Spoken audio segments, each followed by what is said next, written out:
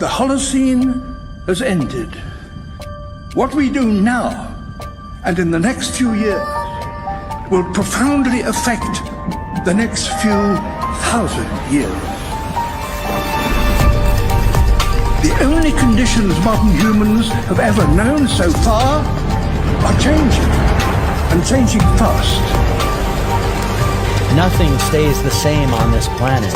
Everything changes. The Earth is going into one of these jumps, and you don't know what is going to be on the other side of those jumps. The Earth is always jumping.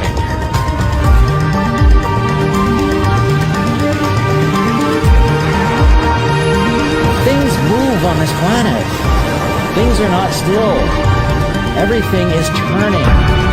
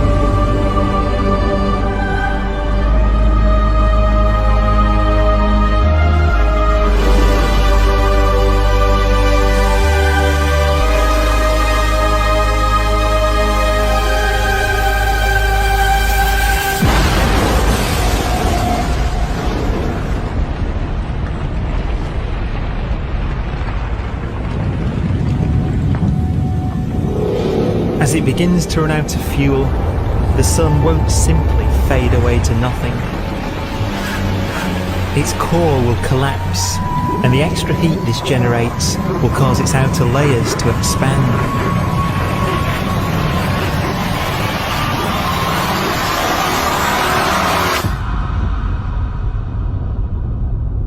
The sun is now dead. Its remains slowly cooling in the freezing temperatures of deep space.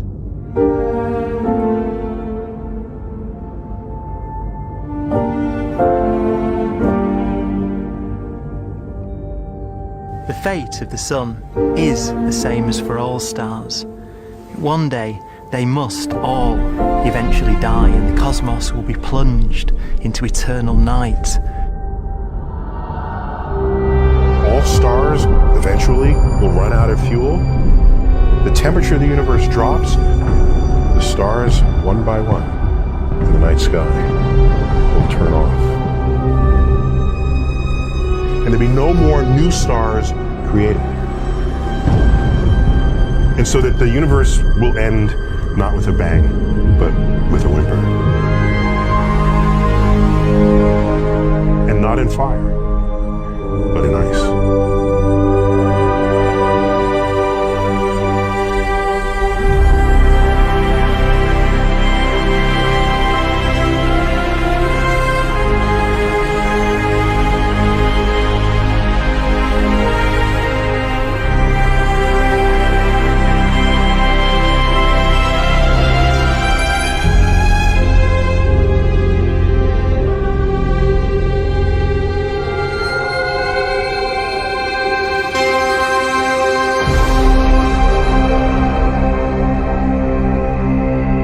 With no fuel left to burn, a white dwarf's faint glow comes from the last residual heat from its extinguished furnace.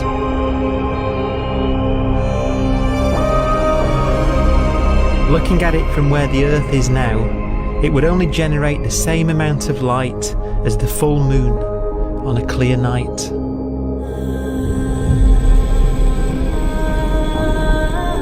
The faint glow of white dwarfs will provide the only illumination in a dark and empty void littered with dead stars and black holes.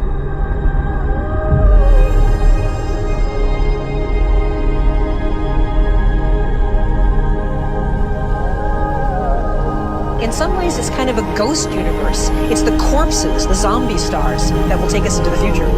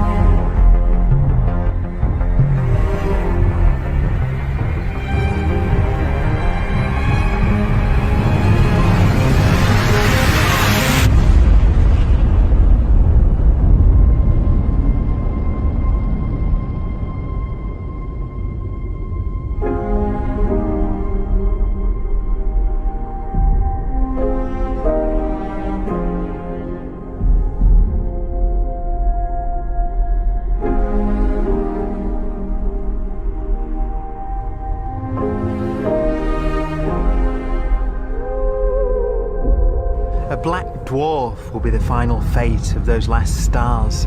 White dwarfs that have become so cold that they barely emit any more heat or light. Black dwarfs are dark, dense, decaying balls of degenerate matter, little more than the ashes of stars. Their constituent atoms are so severely crushed that black dwarfs are 1,000,000 times denser than our sun.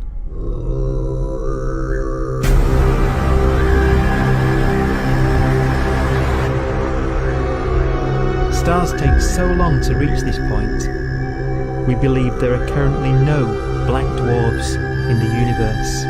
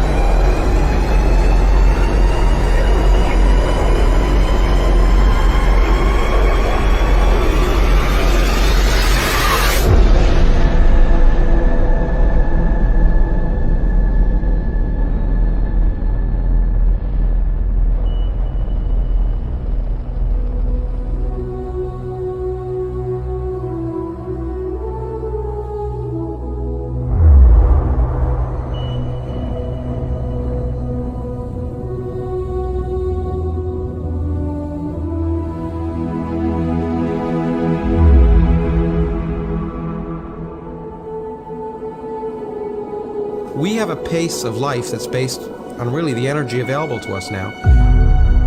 You could imagine living conscious systems which have a very different pace and therefore can extend out at least a lot farther than you'd imagine otherwise.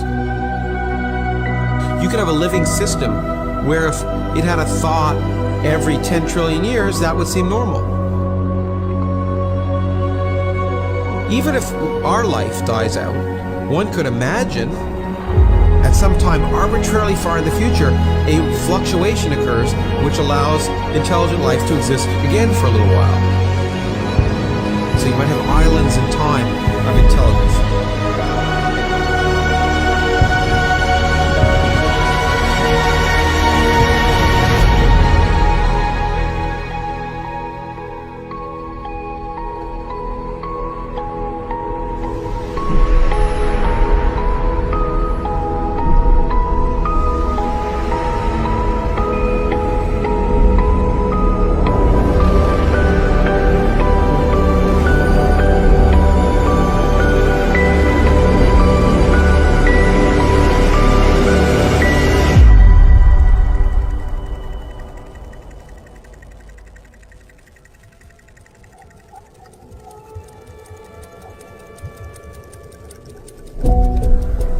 Proton, one of the fundamental building blocks of atomic matter, what makes us up, can just spontaneously fall apart. Any material that evades the pull of a black hole eventually dies away as its protons disintegrate.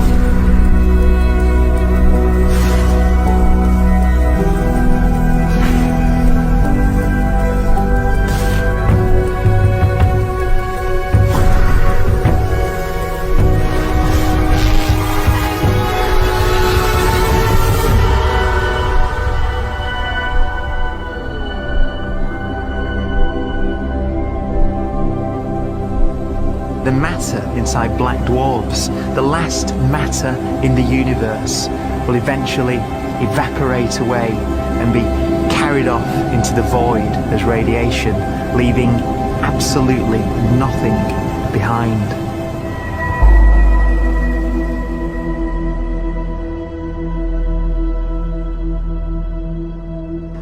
With the black dwarfs gone, there won't be a single atom of matter left. All that will remain of our once rich cosmos will be particles of light and black holes.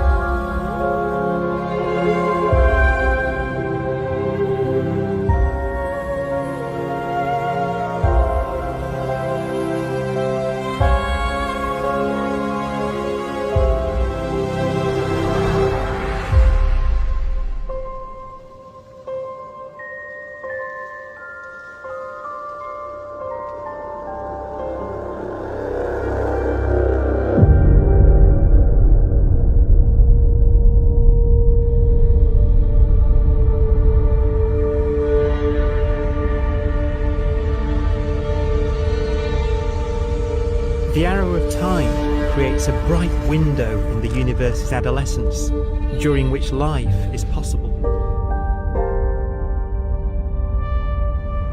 But it's a window that doesn't stay open for long.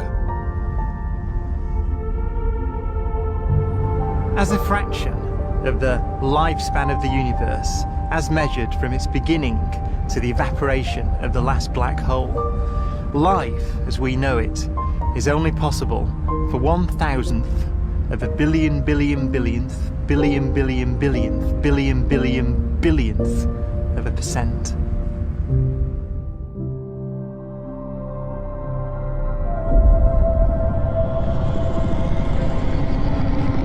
Black holes become the fundamental building block of the universe.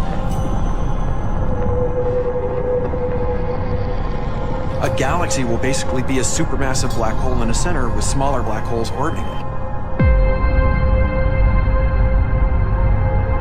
Zombie galaxies filled with black holes continue to evolve. They'll eat each other and they'll get bigger, and maybe they'll fall into the supermassive black hole and it'll get bigger. The universe will still be an exciting, dynamic place. It's just that the timescales you're talking about are now trillions of years instead of thousands or millions of years.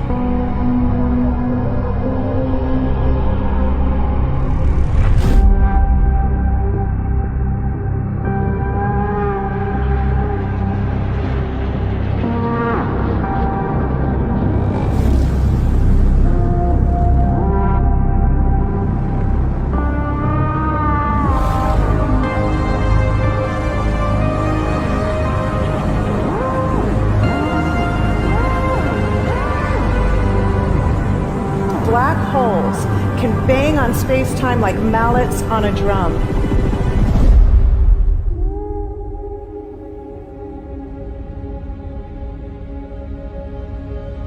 And they have a very characteristic song.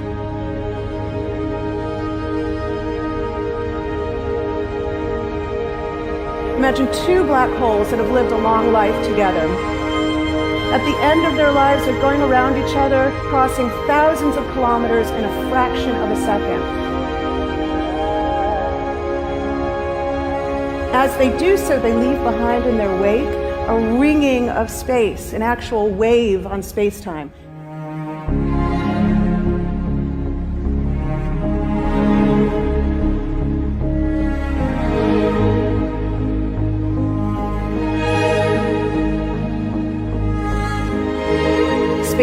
squeezes and stretches as it emanates out from these black holes banging on the universe.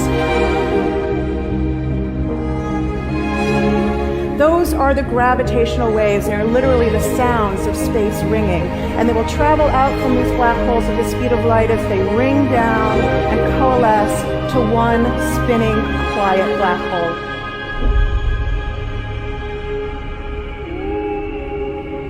If you were standing near enough, your ear would resonate with the squeezing and stretching of space. You would literally hear the sound.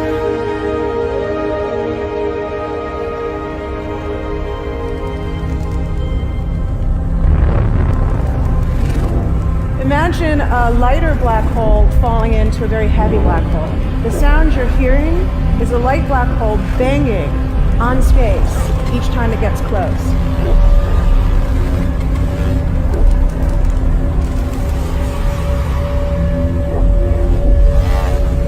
As it falls in, it gets faster and it gets louder.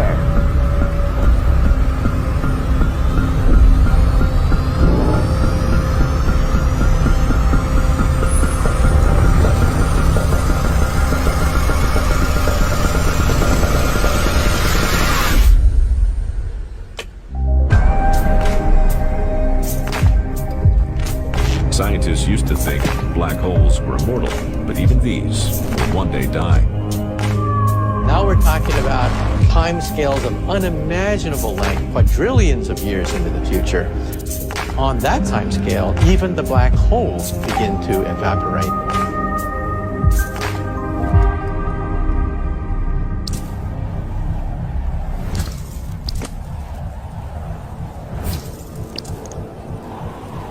According to quantum mechanics, space is filled with virtual particles, antiparticles, that are constantly materializing in pairs, separating, coming together again, and annihilating each other.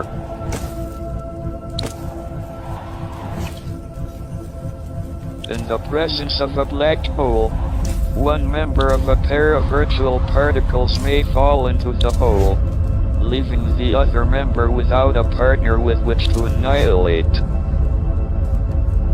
The forsaken particle appears to be radiation emitted by the black hole. And so, black holes are not eternal. They evaporate away at an increasing rate until they vanish in a gigantic explosion.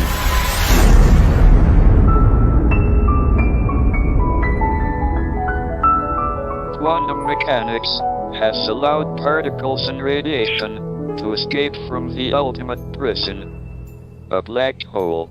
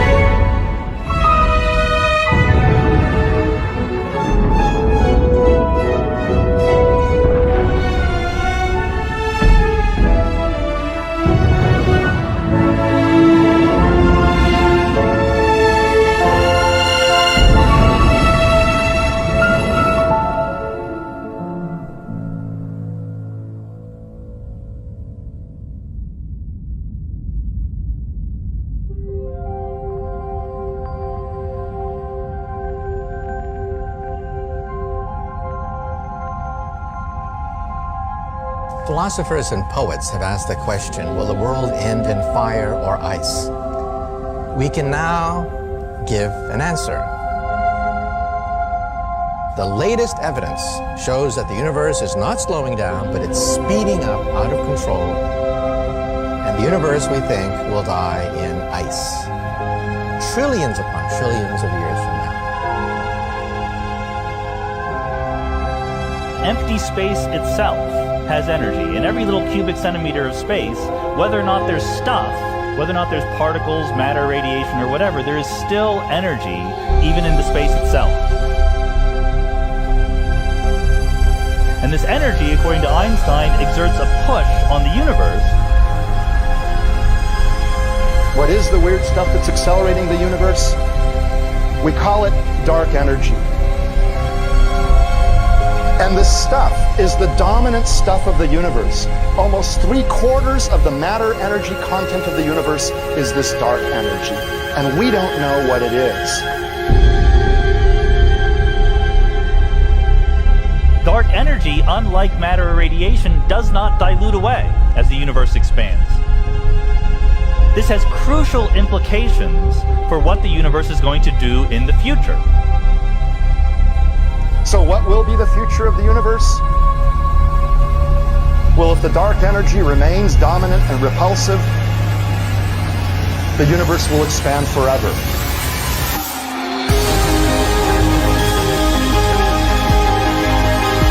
Faster and faster and faster with time. A runaway universe. 70% of the energy of the universe resides in empty space, and we don't understand why. But we do know what will happen. If that energy continues to be there, the universe will become cold and dark and empty. That's the future as it might be. We don't know because we don't yet understand the nature of dark energy. Until we do, we won't know the future. We won't even understand our own origins. And that's why we want to know and study this subject.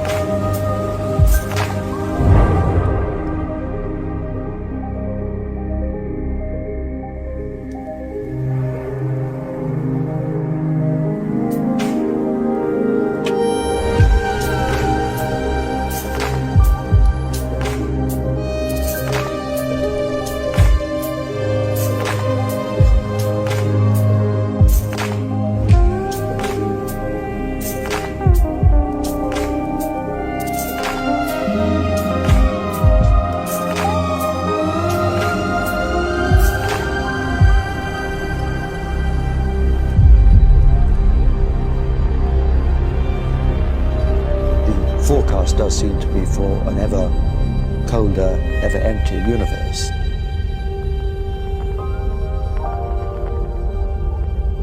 But then, of course, we have to ask, could that end lead to a new beginning? And there are ideas whereby what actually is the end of our universe could in some sense be linked to the beginning of a new one.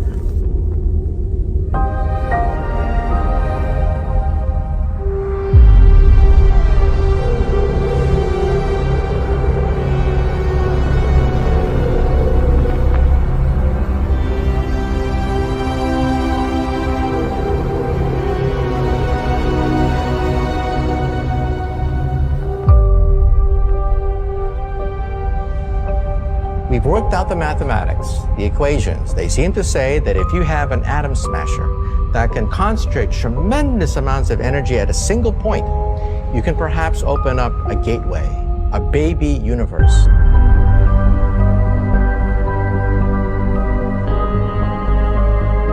Facing the death of everything there is, this perhaps is their only possibility of escape.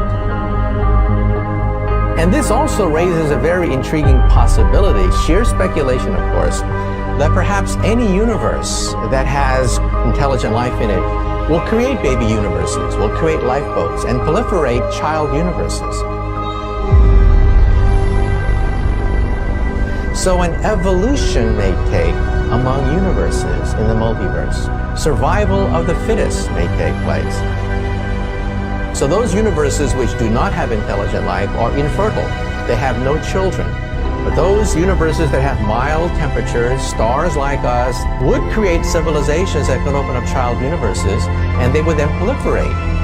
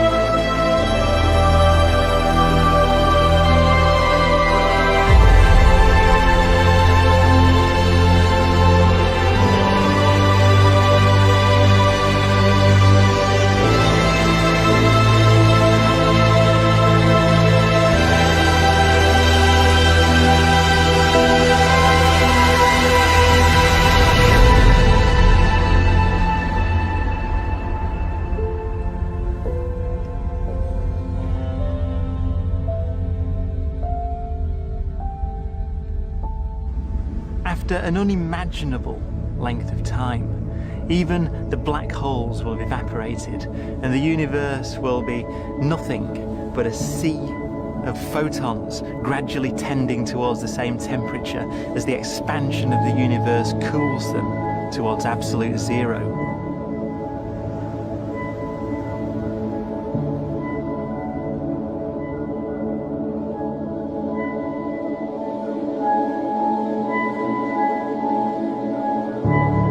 Once the very last remnants of the very last stars have finally decayed away to nothing, and everything reaches the same temperature, the story of the universe finally comes to an end. For the first time in its life, the universe will be permanent and unchanging. Entropy finally stops increasing because the cosmos cannot get any more disordered. Nothing happens, and it keeps not happening forever.